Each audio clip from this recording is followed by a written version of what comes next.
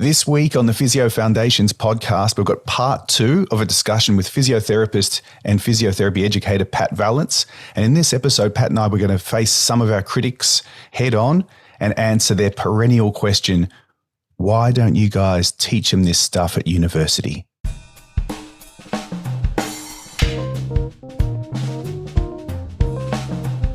Welcome back to the Physio Foundations podcast for another week. It's a podcast where we talk about the knowledge and skills that provide the foundation of expert clinical practice.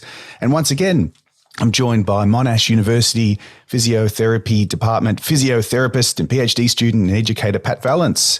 Pat, thanks for joining me again. Welcome to Physio Foundations round 2. Thanks, Luke. I'm both shocked and pleasantly surprised to get the call up for a second round, so I'll try to make the most of it. Did you listen to your episode? Or do you think, I can't listen to that? The wise Peter Malliaris has told me, don't listen back to your own recordings, podcasts and so on. You'll only frighten yourself. So I try to avoid it where possible. I listen to them for quality control. That's important. I've got rid of a lot of filler words from listening to myself, you know? Well, maybe I need to find a balance. No, you don't have a lot of filler words. That's the last episode, folks. If you haven't heard, I said folks for the first time. Podcasters say that all the time. Hey, folks. Everyone, if you haven't heard the last episode with Pat, it's a ripper. It's a really good, really, really nice summary of Pat's thoughts of, a foundation of him developing himself to the point where he was confident and had the skills and knowledge to start off his journey of physio education, and he's finishing his PhD, and who knows what other education qualifications Pat will get in the future.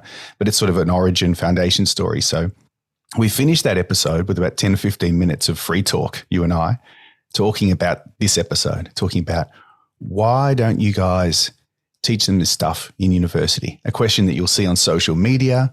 Good friends and colleagues who are clinical educators who work with our students will ask this question, and we could ignore it and pretend we're not having this conversation, or we could talk about it up front because there's some really important points that we could, or responses. It's not a debate or an argument where someone wins. I think you said it best last week. Provide our perspectives and perhaps you said a can of worms, but start a conversation about this topic because there's some points here that are worth considering. So first of all, before we start, I'm going to do the call to action stuff at the beginning. So if you haven't seen the Perennial Physio YouTube channel, put that in Google, Perennial Physio YouTube, get on there and you can see the video versions of these podcasts, and little snippets and things will be posting up there over time. And this is all free, and I hope you're finding it valuable. But the only thing we ask you to do is just to help us out by sharing it and liking it and subscribing, following and all of that. Only for the reason, not for our egos, only for the reason that helps other people see it in their feeds. And we can, if other people find this valuable as well, we can help them. So go ahead and do that and sort of post an episode on social media and you'll make my day. So Pat, why are we talking about this topic? What are your thoughts on this episode? So we've sat there before we've gone to air here. We've planned out the episode.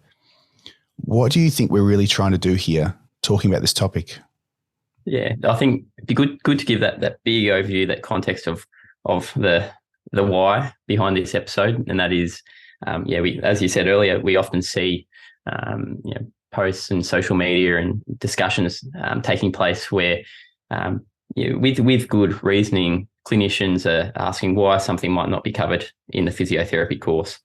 We're in a unique position where we're seeing what is happening at the coal face, and we can provide our perspective for what is realistic, what we're aiming to do, what we'd love to do, where we'd love to have these students spending their time, but what is realistic within the confines of the time they have availability and the motivations they have, and so on and so forth. So I think that's what we're doing today. Yeah, well said. So we really want to talk about the what's actually feasible and realistic within the time frame, but also we also want to touch on the competing demands that are placed on students these days, which is very different from even when you went through, and definitely when I went through our undergrad.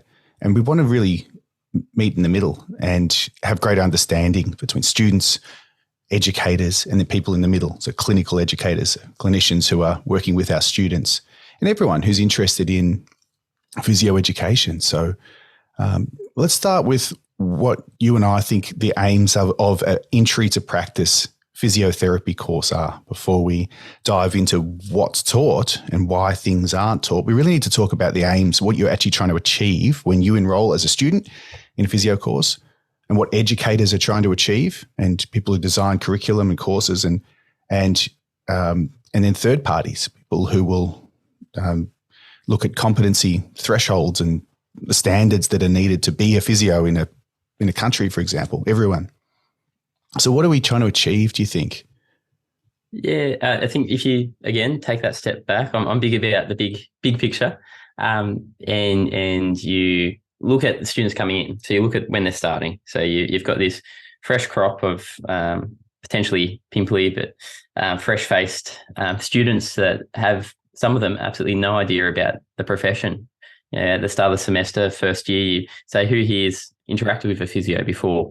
And a large majority put their hands up, but some don't. So you've got these students that aren't, they're not overly aware of the scope of work of a physio, and they don't have that context for the big picture. So with these students, we're trying to take them through to a point where at the end of the course, at a minimum, they're competent. And if you look at what competency is, they're going to be safe, and hopefully they're going to be professional. That should be our minimum. And for some, that is all we can achieve with them in the time we have available to us to teach them. If you think about, and I might be jumping ahead a little bit, I promised I wouldn't do this, but if you think about the requirements to get them to that standard of being safe and professional, if you think about the scope of work of a physio and the different fields that these students, when they graduate, they might be exposed to, there's a lot of ground to cover there for them to be safe. There's as professionals, that is our first port of call. We need to be safe, so we're upskilling them as much as we can in that area. But there are other definitely, and you might be able to speak better to this, the hidden curriculum, Luke. But there are other areas that they need to be upskilled as well, just so that they can engage in the content and learn how to learn. So a novice learner leaving school, for example, with the aim of, after 4 years, entering the workforce as an autonomous, skillful, knowledgeable clinician. It's a huge effort. It's a huge ask. And that's why any physiotherapy course is a very demanding, often full-time endeavor. And it has to be taken on as almost like entering the military in some way, or joining a really demanding profession or a job. It itself is a profession from day one. And you said safe and professional, and I'd add effective in there. To be effective over a really broad range of competencies. And we're not just talking about musculoskeletal physio that you and I teach into, cardiothoracic, neurological, in many other geriatrics, women's health, men's health, any other electives you can think of, and pediatrics I've mentioned. And so there's so much that you need to do and cover, such a broad scope in such a short amount of time, which goes some distance to answering the question that I saw on social media once, which was, why don't they teach them at least 2 years of strength and conditioning? As a genuine, I don't think it was a question. I think it was a should statement that I read, and had to once again close the app and go for a walk and come back again. Why don't we teach? You've been teaching with us now for 2 or 3 years. You've been really in the center of a lot of the teaching at Monash Uni Physio. Why don't we spend 2 years on strength and conditioning? Yeah, I think then you're going to, what goes out in place of the strength and conditioning? Now they're going to understand the concepts that underpin the strength and conditioning. If you're sacrificing then your anatomy or your physiology, or who knows what else in that course. In our MUSC topics units that are early on in the course, week one, you're starting off with movements. What is flexion? What is extension?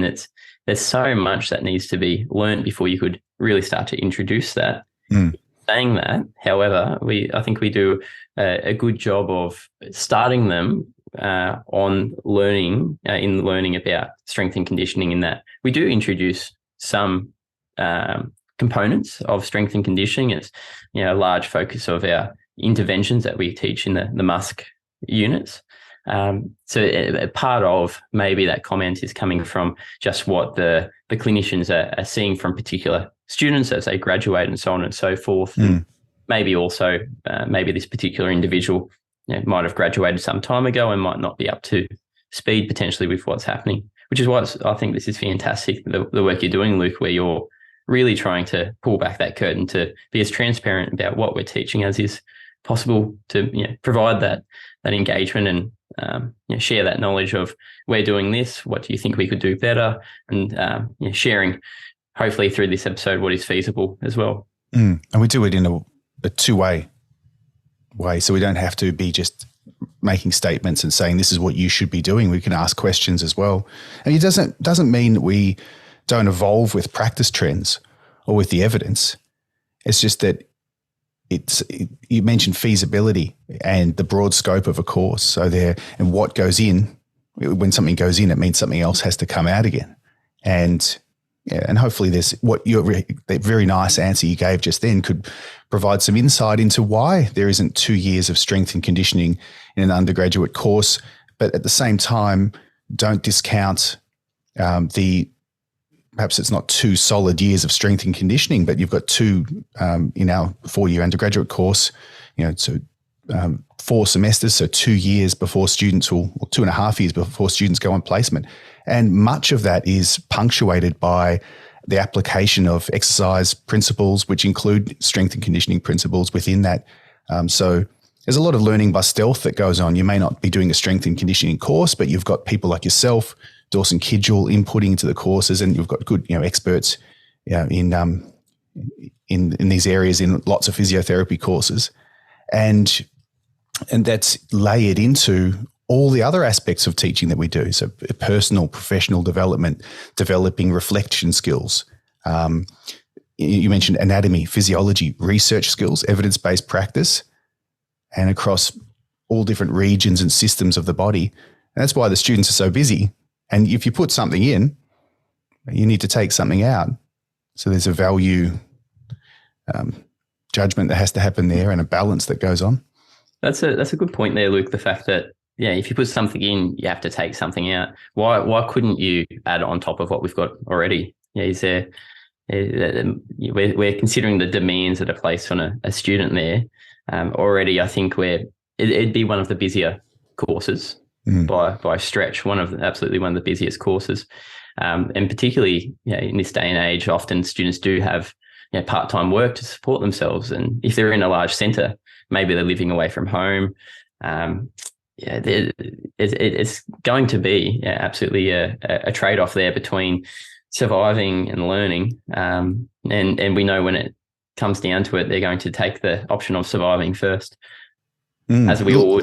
Let's talk about the competing demands that are on students these days that are different to what was on us. So what do students have to contend with that we back in the day didn't have to contend with? So some things that come to mind include the rising cost of education and the need to support themselves with work, the distractions you and I mentioned in the last episode, those pervasive, distractive devices and all the apps that are designed to put you into a rabbit hole for hours on end and take away that processing and rendering time of your brain so you can't relax and can't sleep and wake up more stressed than when you went to bed. It's all set up to make money for a corporation. It's not made to help your brain relax, but that's how a lot of people spend their spare time. So there's distractions, competing demands financially and for time. What else from your perspective? And this is where we can ask students directly. And if you're a student, leave a comment. Well, a lot of the students also do have a life outside of learning as well. So, I think that's an absolutely amazing thing. And we've had some really good examples just from the cohort we finished just teaching out for the year, where a lot have been engaged in lots of sporting and non-sporting type activities, and that's great. We want them to have that life and get that balance as best as possible.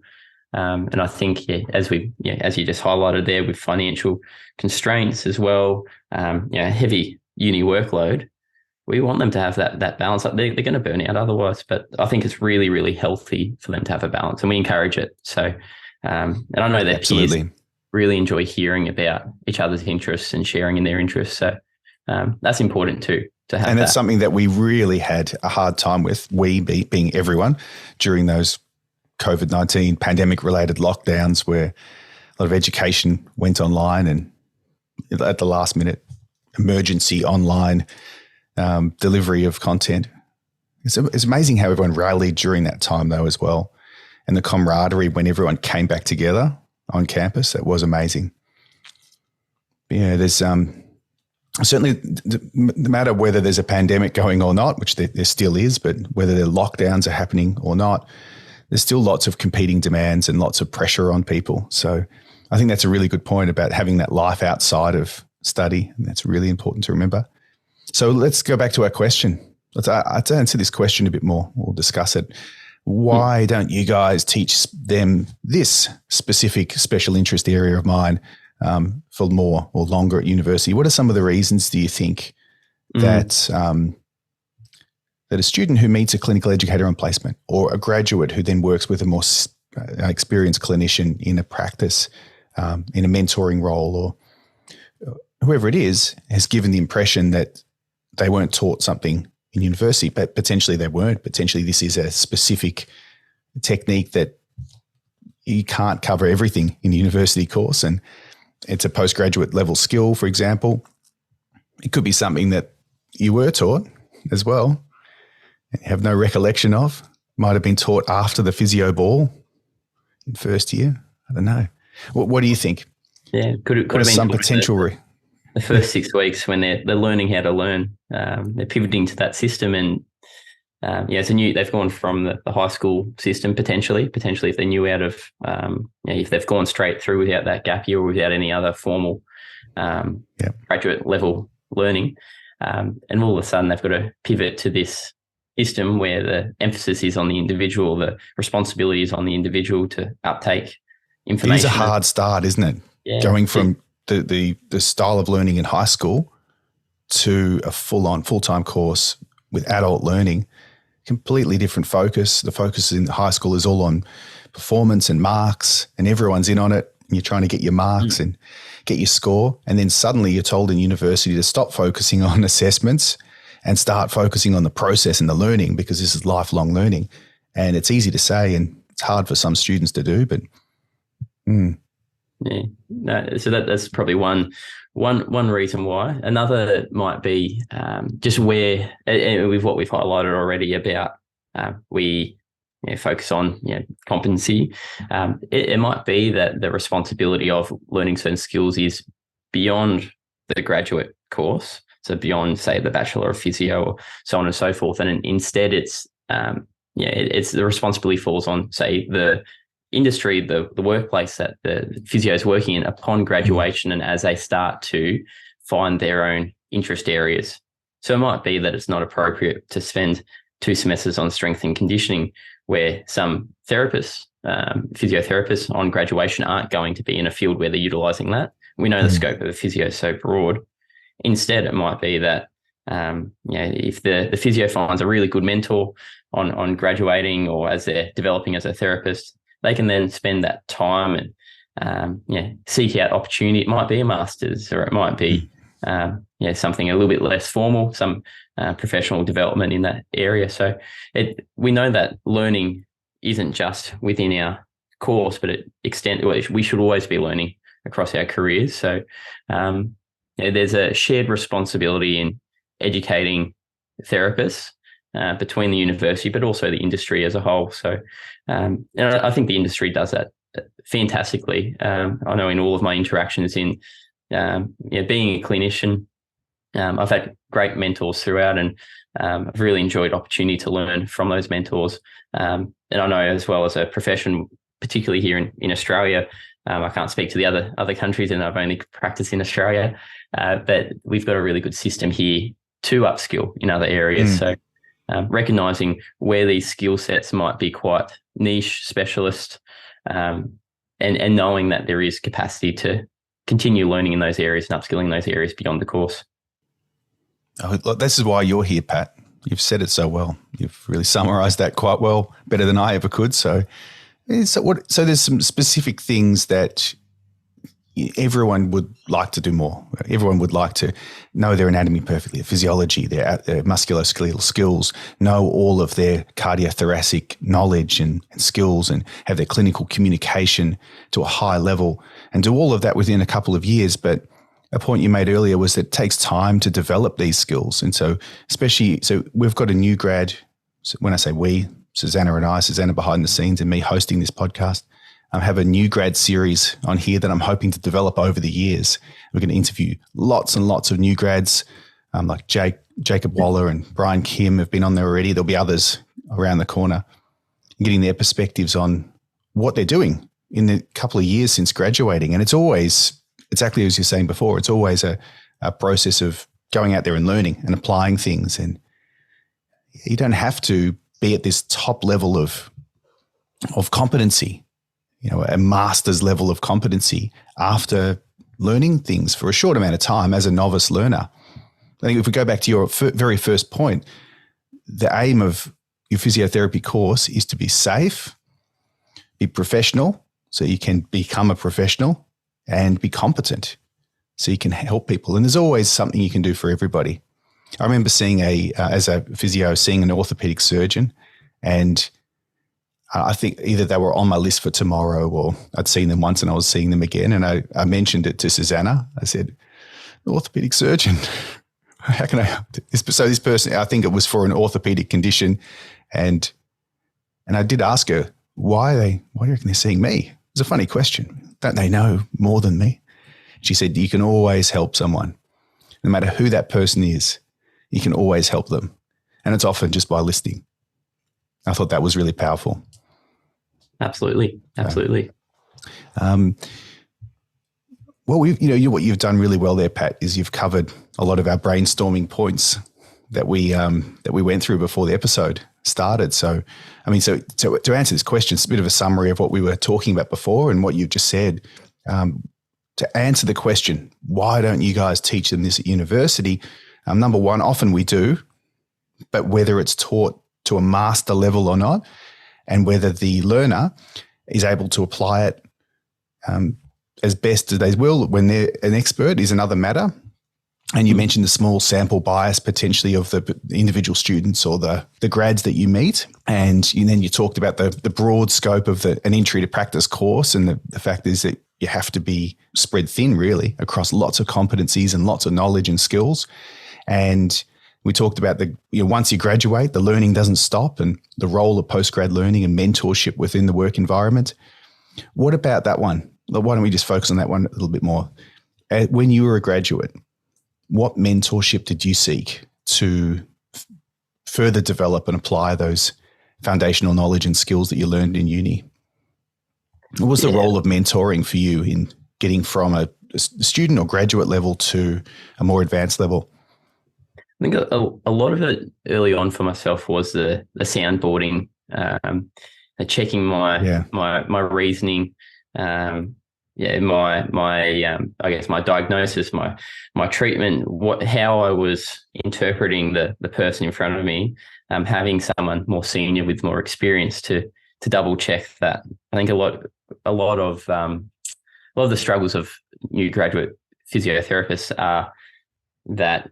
Probably that lack of confidence in, as you said before, everyone can help someone. We can help everyone somehow, but we do second guess whether we are being effective or not. So it's good to have that sounding board there. So I think that's one part of it, but it is also fostering the enthusiasms, the interests, the motivations of new graduate physiotherapists as well, to chase opportunities for further education as well. So if, say, for instance, you've got that new graduate physio who really enjoys their strength and conditioning, maybe it's the role of the mentor at the clinic or in the setting to say, well, there's this course coming up, why don't you sign up to that PD for that weekend, or so on and so forth, to continue to develop that area. So, and they can have that special interest area in the clinic and be the person that is known for this. Yeah, they can make them the champion of that area. Yeah. And then when that person becomes a champion of the area, go back and listen to this episode and try not to get on Twitter and tell everyone in the world that they should be doing exactly what you're doing, because the whole point is you've developed these skills over the years, and it is a special interest area. Because I always feel for the pediatric physios who we work with, and I know who get limited airtime during undergrad courses. Typically, we spend a lot of time on the foundational musc and cardio and neuro skills, but that's a really important area of physiotherapy, and it's often under-resourced. And wonder what they think of some of these comments. So there's always some area that you could pump more resources and time and more curriculum into. But we have to think about the entire scope, the entire profession. I would say it's strength to the profession, the width, the broadness of scope that within which we can work, and I think we really champion that as well in our down at Monash.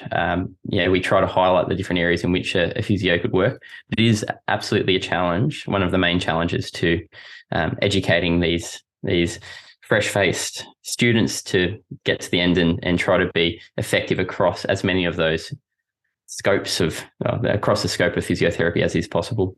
When I speak to students in open days at the university, for example, or people who are interested in physio, that's the point I make. I say, do you realise, though, why it's so popular?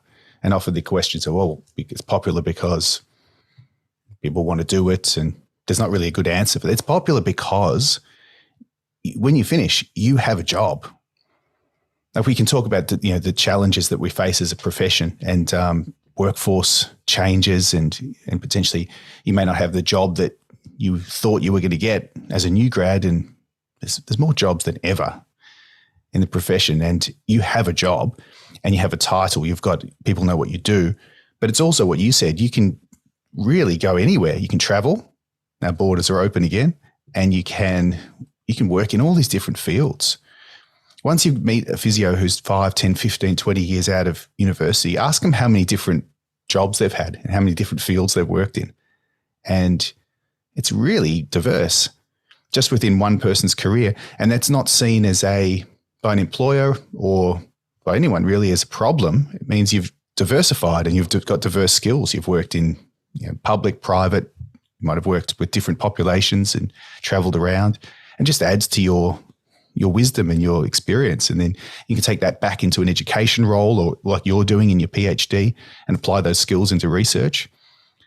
That would be my ad for why you should study physio. It's just look where you could go.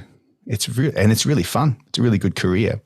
And then sometimes when we're in the trenches and we're all students and educators, we're all together, learning content, sometimes it's easy to take our eye off why you're there. I could ask students, maybe if you're a student listening to this, have a think about this. Why are you studying physio? Why are you here?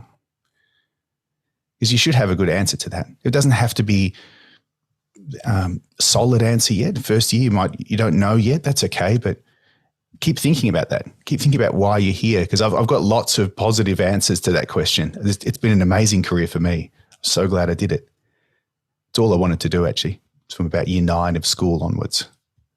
I started doing physical education and learning about muscles, and started taking myself out on long runs and playing around with weights training, that age when your body's developing and everything. And that's all I wanted to do.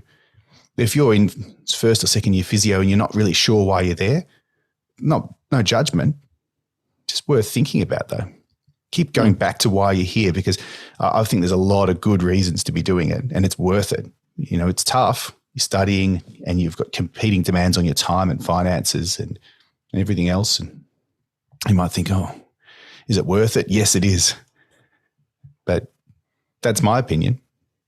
You've got very reflective here, Pat. Yeah, absolutely. I can't help but agree with everything you're saying there, Luke. And I'd like to throw a shout out to the amazing tutors we have throughout Monash University, but I'll speak to the MUSC unit, where they share their unique clinical experiences with the students. And you see the enthusiasm of students after sort of hearing about the range of workplaces that physios can practice in. And I think that really helps to foster this, or foster the enthusiasm of students to continue with their learning. I know they're all in there and they're motivated, but it's really special to see students ask or realise, oh, that's an area of physio. I didn't know that we could work in that area. It's really, really nice to see, and to build on that learning of you could work in this area or that area or that area. It's the degree that gives you 1,000 potential jobs. Mm. Well, the main reason for going to university is to learn how to learn. And I know that's a bit too meta when you're there in the trenches and you're trying to learn a lot of content and pass exams. And it's very different from high school learning, for example, and university learning. But it's easy to say again, and it's something that you actually really have to experience. You can't just think about this, right?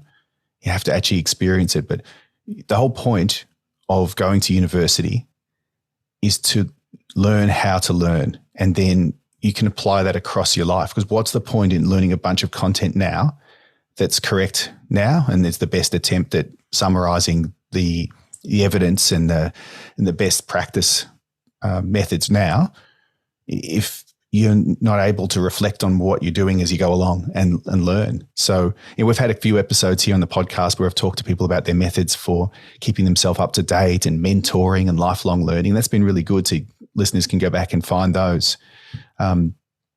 What do you think? How does your attitude, and personally or for students you've worked with, how does your attitude to learning and your engagement in those foundational years of uni before you go on placements relate to success in the later years?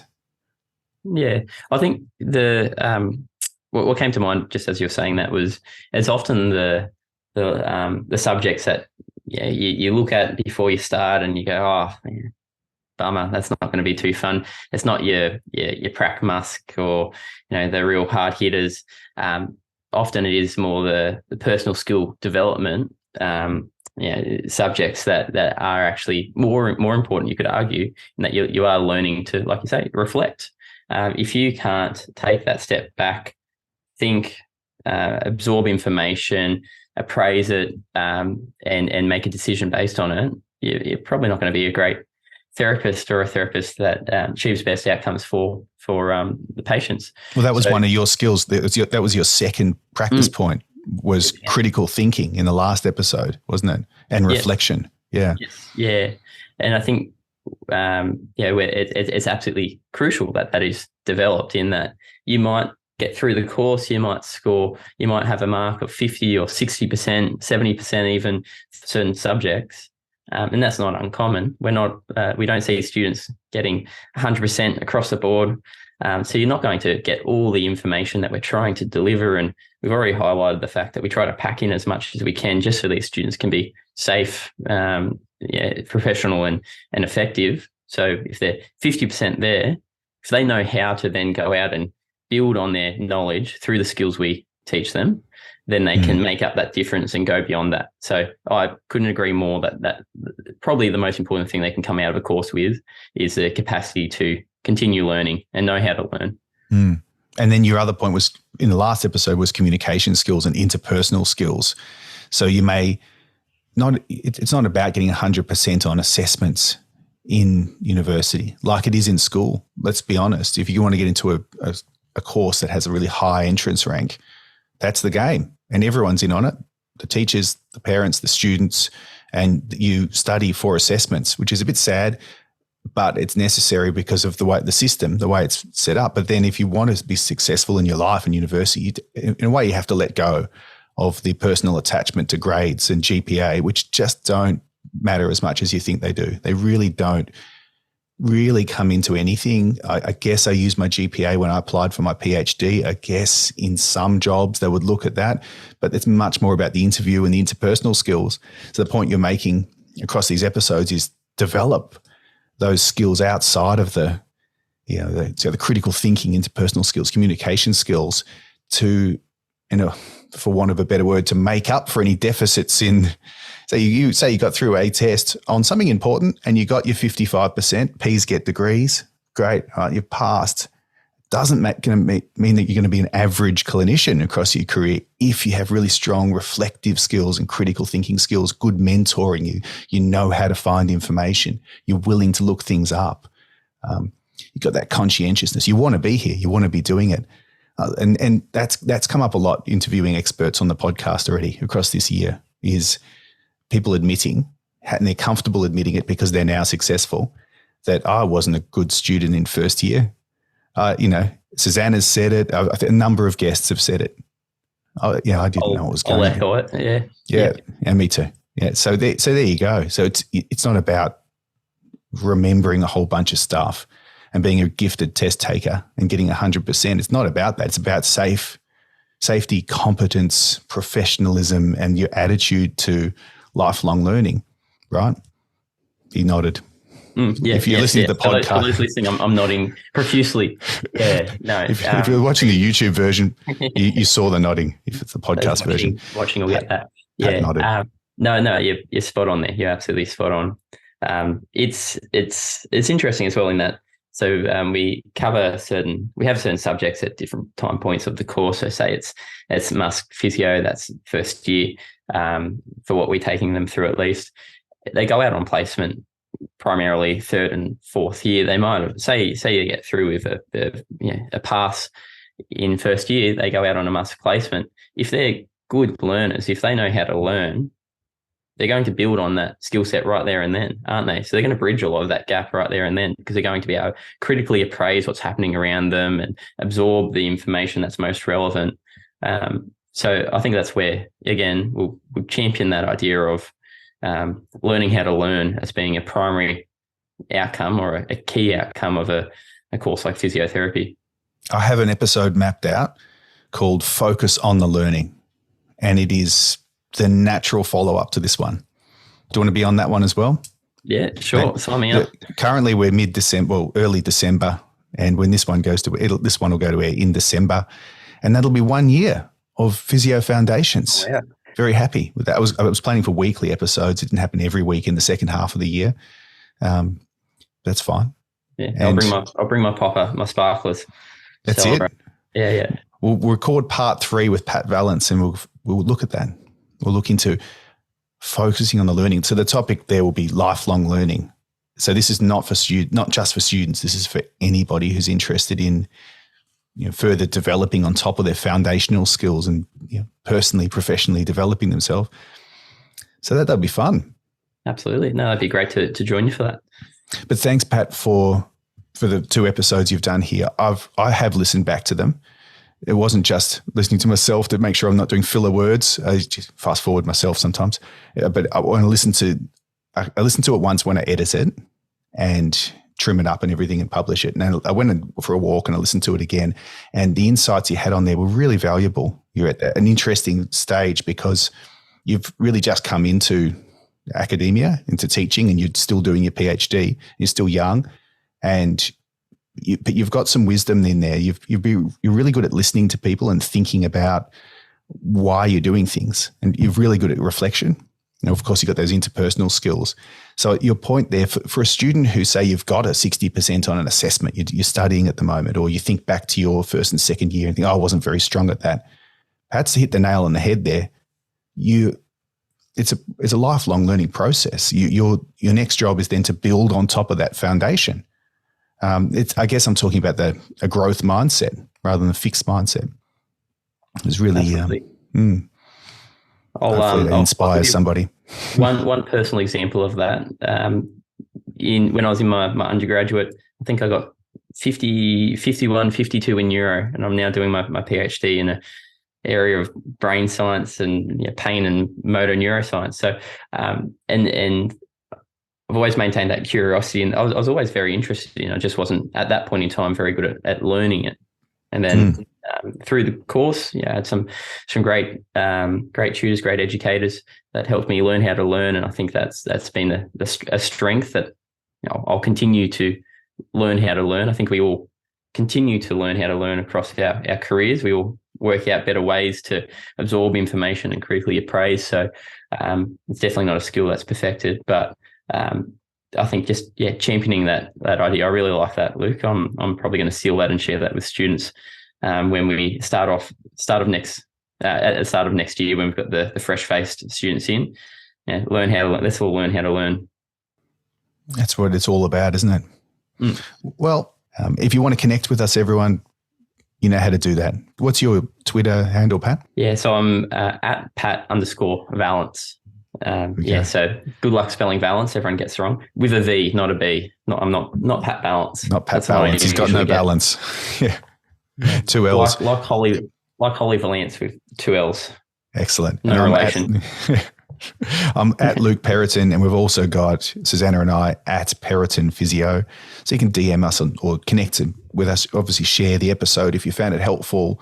Someone else will as well. And that's basically the way you can support the podcast and what we're doing is just to take 2 seconds to recommend it to somebody or share it or post it online. So head over to the Periton Physio YouTube channel to see little snippets and highlights. I'm going to be building that over the next few years. So get on there and subscribe. It always looks bad when you've got a really good video and you've got 14 views.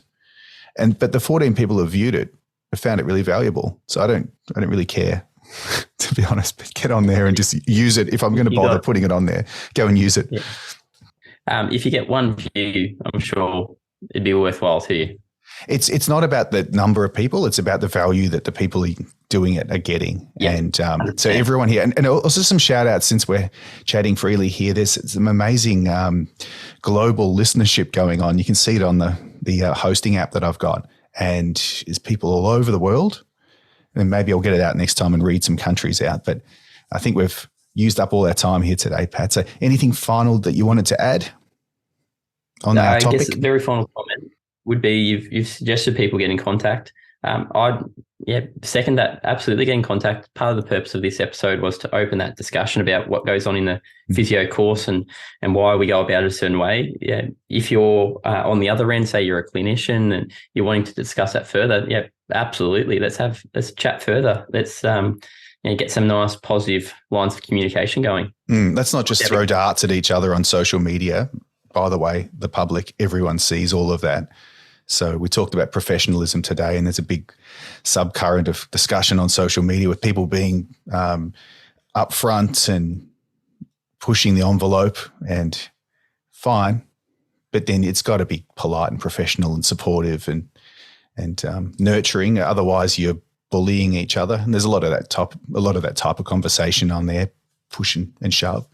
I don't think you and I are guilty of any of that. We put out positive content and just open the door for a conversation. Look, Twitter can be a really one way. This is my opinion. And then someone has to respond to that. I think really just have an ongoing conversation about what we're trying to achieve as a profession, which includes at the universities when we're educating and includes the students. It'd be good to hear from some students. If you listen to any of this and you want to add your perspectives, potentially, especially about those competing demands on study and what it's actually like these days. Absolutely. Every 5 years, or we'd say that everything's drastically changed from 5 years ago. You don't have to wait 20 years for things to be different. So, 20 years on for me, it's a completely different world. So tell us what you think. Tell us what your perspectives are, and you can come on, have a chat if you like as well. Pretty open door. But let's leave it there, Pat. Yep. So everyone, thanks very much for listening. We'll see you next time. And until next time, this is Pat Vallance and Luke Periton wishing you all the very best with your studying, professional development and lifelong learning.